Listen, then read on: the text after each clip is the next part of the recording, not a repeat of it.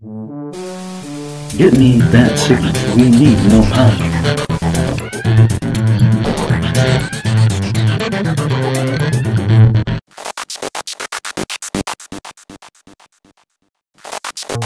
It's time for everyone's favorite game show, Run, Fight, or Die!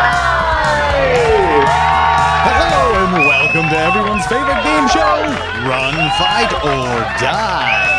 I'm your host, Rick Martinwink.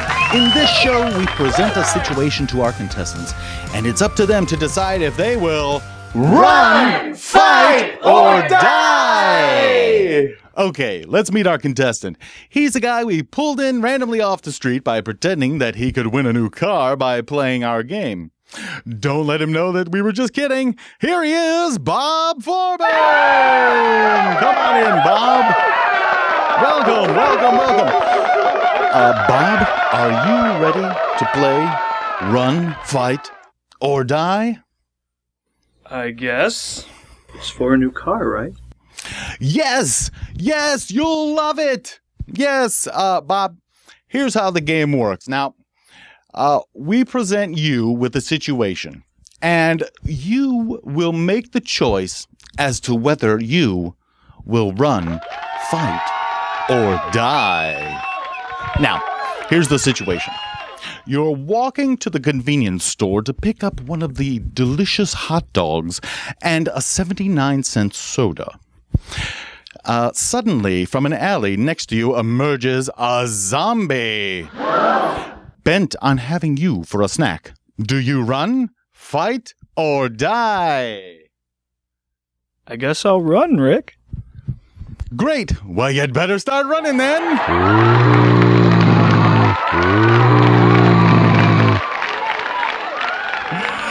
All right, that's it for round one. It's time for a break where you will get a look at our home game. We'll be right back for round two of Run, Fight, or Die. Here we have Run, Fight, or Die. Included in the game are these player boards where you can see they have Zone 3, Zone 2, and Zone 1. And what you do is you take one of these player boards here, player character boards, and add that to the bottom. So they have 6 different ones in the base game here. And you just add it to the bottom of your board like that. And you are set to go. All you have to do is fill it up with zombies first, and it takes 2 in Zone 1, 3 in Zone 2, and 4 in Zone 3. As you can see, here is the male zombie walker. And here is the female zombie walker. Pretty cool. The game is really very simple. It just boils down to you have these dice, and each turn you need to roll these dice. Now you have 5 life, usually. Some of the characters might have different ones. Your card also shows you your special ability. Everybody has 1. Everybody gets 1. How the game actually works is you roll the dice, boop, and you get this event die, and there are 6 different events that can happen, and you resolve that first. So you refer to this handy board that shows you what each one of these does. Now, once you resolve that, you've got these other 5 dice that you're dealing with. Now, you get 2 re-rolls, and if you roll a zombie, well, you're stuck with a zombie. That means you're going to get an extra zombie at the end of your turn. So you put him on the side and you get these other dice. You can roll a baseball bat, which allows you to do 2 points of damage. Each one of these guys only takes 1. So with a baseball bat, you could knock out 2 zombies in Zone 1. If you happen to roll a gun, that does 1 point of damage. And of course, it's to a zombie in any zone. These are search icons, and you will use those to get different cards, like your follower cards. Now, this is a follower card here, and what happens is it is worth this many victory points. The object of the game is to have the most victory points when the game is over. But it also has, this one in particular, has a benefit and a penalty. So, the benefit on this one is you gain an additional reroll every turn. but the penalty is you roll one less action die. And these are random when you draw them, so you're kind of stuck with the guy if you get him. Now this is the Book of the Dead symbol, and it also provides different bonuses depending on what you roll. So these three are, we have this nice card here that tells you everything, and it's a board, so it's very nice to have. The search icon will allow you to do these different things. The Book of the Dead, depending on how many you roll, lets you do these kind of things. And of course the zombie, well, that's going to give you a bonus zombie. So you might end up drawing a location card. Those are generally, well, they can be good or bad, but they tend to go on the good side, really. Something usually happens right away, and then something happens on your next turn. And then after that you discard the location. There's event cards, which can be drawn sometimes, well, like this one, Full Moon. And we also have loot cards, and those are usually all good. Like here's an axe, and you can use this axe to change one non-zombie icon to a bat. And if you got a whole bunch of zombies right there in Zone 1, well, that bat might come in really handy. Let's see, I've decided to keep the bat so that I can kill off those two zombies right there. And then I think I want to try to get a follower, so I'm going to keep this search token and roll the other two. So this is my first reroll. And hey, I did get another search token, which is good. And I got a gun. So I'm going to stick with that. Now I have these two search icons, and what this is going to allow me to do right here is, see, with two icons, either draw one follower or draw one location. Well, I'm going to want those victory points, so I decide to draw a follower, and it's the old codger, and he's worth 3 victory points. Now, the way that you win this game is by meeting one of several end game conditions. The main one is, if somebody dies, the game's over. That guy's dead, he loses, and everybody else adds up their victory points, and whoever has the most victory points wins. Or if one of the players gets 5 followers, they can declare that it's the last round. And basically everybody else will get one more turn, and then the game ends at that point. The other way is if you draw the town line location card. This tells you that, let's say in a 4-player game, if there are 11 followers out on the board, then the game is going to end. And also, we have this mutant zombie boss. Now, he can come out as a result of certain events or various things that can happen. And if he comes out, he goes next to your board if you're the active player, and during your turn, during the end phase, you're going to end up drawing one of these mutant cards. And usually something horrible happens. It can cause wounds, it tells you to add certain zombies, and he's going to come out with a certain number of tokens on him based on the number of players. So let's say he comes out with 5 tokens on him.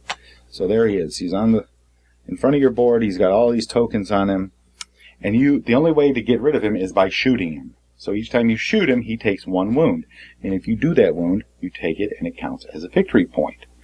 Once all his tokens are gone, he goes away. Foof!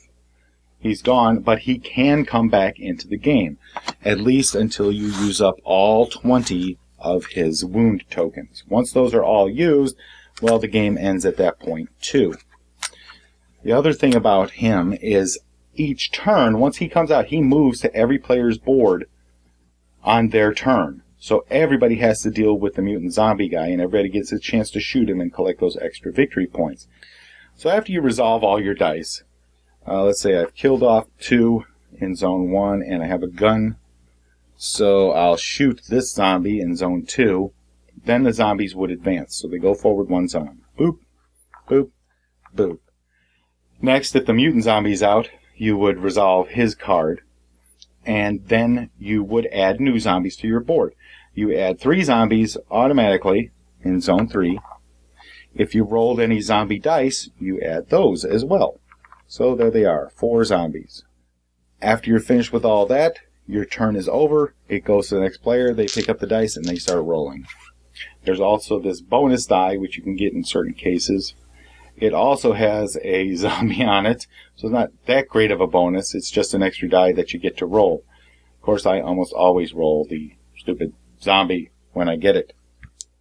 I did forget one thing. If you don't kill a zombie and he moves forward and he goes onto you, that's when you take 1 point of damage. For each zombie that crosses onto your player board, you take a point of damage. So if these guys move forward, I would take 2 points of damage.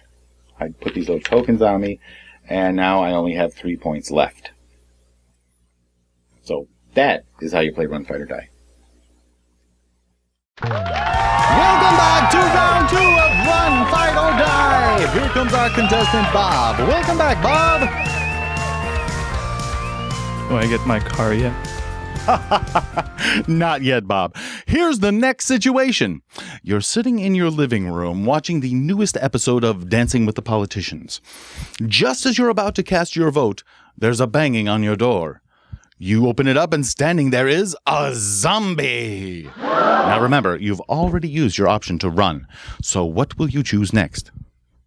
I have to either fight or die? That's right, Bob. What do you do? I'll fight, of course. Great! Here's a baseball bat.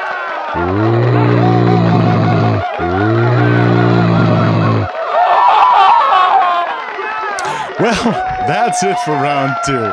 It's time for a break where you'll get a look at the great expansions to our home game. And then we'll be back for round 3 of Run, Fight, or Die!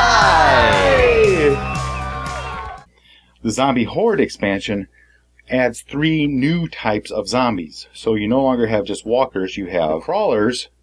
They move normally, however, you can't shoot them. You can only kill them with a baseball bat. So you have to wait till they get to zone 1 and then hit them with a baseball bat. The runners are dangerous. They move 2 zones when they move. So instead of advancing from zone 3 to zone 2, they would go from zone 3 straight to zone 1. And if they're here in zone 2, you got to worry about them because they're coming right in on that turn. The brutes take 2 points of damage to kill. So no more just shooting him once or splitting up your hits among multiple zombies. You have to use a whole baseball bat to kill off one of these brutes. In addition to that, it adds this deck of zombie horde cards, so that every time you have to add zombies, like at the end of your turn, you draw one of these cards and it tells you which zombies to add based on how many you are needing to add. So, as in my last example, if I had to add 4 zombies, I would add a brute, a runner, a walker, and another runner, and then I discard the card. Now, it's a lot more dangerous out there with these zombies, so to help combat that, they added this set of skill cards, and each player gets one of these random skill cards at the beginning of the game. The way these skill cards work is all of them have the option of just giving you +3 life. So if you decide you just want the +3 life, you just tuck it under your board like that, and there you go. Now you have 8 life instead of 3 to start the game. But they also have the choice of giving you this special skill on the other side, like quick thinking. Gain 1 extra reroll each turn. That might come in real handy, so you might decide to use that instead of the extra life. Once you decide, though, you're stuck with that for the whole game. So if you decide to do that, well, just slide it under there like that, and now you know you have that special skill. That's about it for the Zombie Horde expansion. The co-op play expansion changes the game up quite a bit, because no longer are you worrying about victory points. You don't care about victory points anymore. You're all just going to be cooperating to, 1, survive, because if somebody loses, everybody loses. So, somebody gets killed, game's over, and the players lost, zombies won. But, if you manage to complete a certain amount of your personal goals, and they give you this deck of personal goal cards, if you complete a certain number of them based on the number of players, then the players actually win. Like, for example, this one here, just plain old crazy. Personal goal. You must flip this card along with the first player to flip their card. Oh, okay, that's a bad example. You must flip this card when the mutant boss is defeated 1 time. So, 1, you got to get the mutant boss out there, and 2, you got to beat him, and then you get to flip the card over. What's interesting, though, is once you flip the card over, showing you've completed your personal goal for the game, you get a penalty. Here, penalty, are you my daddy? Once revealed, each turn you add +2 zombies to your Zone 3 in the new Zombies Hunt phase. Jeez, so needless to say, it is not easy to win the co-op game. And the co-op game does last a bit longer than the regular game because your goals are different. You also get this deck of action cards, and these actions, 4 of them get flipped up at the beginning of the game, and you have the choice of picking one up on your turn. And they all have a plus and a minus to them. The other major difference is your gun icons you can use to shoot a zombie on anybody's board. That's how you get the co-op ability in there. So you've gotten yourself taken care of, but you see Bob over there is having some problems. You can shoot a zombie on his board using one of your gun icons. Co-op game's a lot different, but it's also fun. I do prefer the standard game, and that is the whole story of Run, Fight, or Die. Welcome back for round 3 of Run, Fight, or Die. Here comes our contestant, Bob. Welcome back, Bob.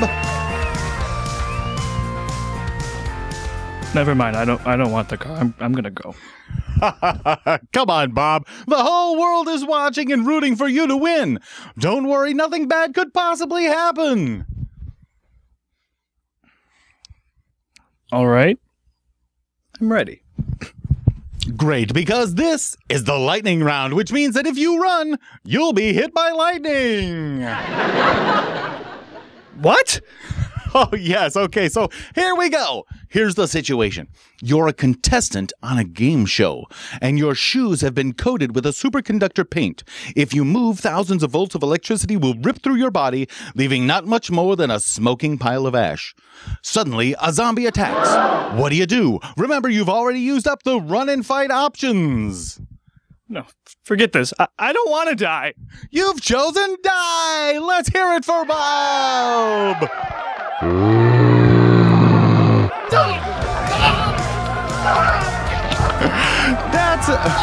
That's it for this week. Tune in next week for another exciting show. Meanwhile, here's the final word on Run, Fight, or Die! Run, Fight, or Die, which was designed by the legendary designer Richard Lanius, is easy and fun to play. I was able to teach the base game in about 10 minutes, and played a full game in less than an hour. The zombies are relentless. Just when you think you've built yourself up a little breathing space, something happens and suddenly you've got a ton of zombies coming. It's a great suspense builder because they move toward you and you sit there thinking, how the heck am I going to kill 14 zombies? You only have a couple of turns to figure it out before they're on you and you're scrambling to find some way to survive. The base game is deadly enough on its own. The Zombie Horde expansion adds a bunch of zombie figures for 3 new zombie types. This spices the game up quite a bit, because now you've got some variety in the game. The runners are the worst because they tend to sneak up on you, and you're so worried about dealing with the 6 zombies right in front of you that you forget that the runners right behind them are a threat too. And you have to deal with them right now or suffer the consequences. The brutes can be brutal, especially if you're unlucky enough to get a couple in the same zone. It takes 1 baseball bat roll to get rid of one, or 2 guns, and you really don't have the ability to deal with a couple of them along with all of the regular zombies waiting for you. The skill cards are a big help, although you'll mostly go for the 3 extra health points rather than whatever skill is offered. You would think that this would lengthen the game, but it really didn't. The extra health just basically helps offset the added strength of the zombies that are attacking you now. The co-op expansion puts you into a completely different mindset. Suddenly, you're ignoring the victory points and trying to fulfill your personal goals while keeping yourself alive, and doing what you can to keep everyone else alive too. The co-op version is the only one that I felt a bit of clunkiness enter the game. Some goals are harder than others, and the negative part of the action cards usually add problems for your fellow players, so you might end up ignoring them completely. Many of the cards refer to victory points, but you don't need those in the co-op game, so they feel a bit out of place. The co-op game is tough, but it's a good change of pace if you're looking for a new challenge. Personally, I prefer the standard game. I love the fact that the game ends when someone is killed. This avoids dealing with player elimination entirely. Suddenly, the game is over and you're adding up your victory points to see who won. Run, Fight, or Die is driven mainly by luck. So if you're a big strategy gamer, this might not be your cup of tea. You're rolling dice similarly in a way to Yahtzee, but with zombies. The cards do a lot to add a theme to the game, as do the boards themselves. The whole package is very thematic, and you feel the relentless pressure of the advancing zombie horde, which makes for a really fun game. I think that some of the card stacks should have more cards in them, especially the zombie horde stack, since many times you're flipping multiples of these during every player's turn. Also, I feel there should be more wound tokens, since many of the cards in the game call for you to use tokens as well, and it's easy to run out if you have a higher number of players. Speaking of higher number of players, this is one game that is still fun to play even if you go all the way up to 6 players. Actual game length doesn't really increase. The odds are that with more players, someone will roll badly and get themselves killed, and that's why. The only thing that increases is the amount of time you need to wait between turns. Once everyone is familiar with the rules, a player can easily finish a turn in a minute, so the wait between turns is no real burden. Finally, the mutant zombie is a blessing and a curse. Sometimes you won't see him at all, and other times he'll show up a couple of times in one game. He has those precious extra victory points to share, but he can really screw you over too. Many times you'll be too busy dealing with the zombies in front of you and won't have any bullets to send toward the mutant zombie guy. So he moves from player to player, leaving havoc and extra zombies in his wake. I love the fact that he's there. It adds a new dimension to the game, like starting a bonus round in a video game, only with a horrible mutant zombie as the bonus. Run, Fight, or Die is a lot of fun, and it's easy to learn. The figures are excellent with both male and female walker zombies. And my daughter didn't like the fact that there was no kick-butt female player character boards. You basically have the farmer-daughter type and the prom queen to choose from, and, she's right. Hopefully we can get a few better representatives of the fairer sex added to the game. Now, my version is the Kickstarter version of the game, and from what I understand, the next version has the base game and all of the expansions in one box, and it's well worth it. Thanks for joining me in this review of Run, Fight, or Die from 8th Summit Games. Let me know if you found this review helpful by leaving a comment or sending me an email at elliot_miller@voiceofe.com. Make sure to subscribe to the Voice of E channel on YouTube, as I'll have plenty of gaming, entertainment, and comic book coverage this year. And it should be a lot of fun. Thanks again, and until next time, keep your mind free. It means that we need more power.